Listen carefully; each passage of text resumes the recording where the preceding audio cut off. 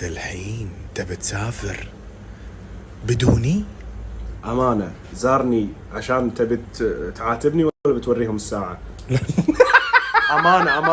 امانه عليك تكفى. لا هذه اصلا رولكس فقاره. بتسافر وتخليني؟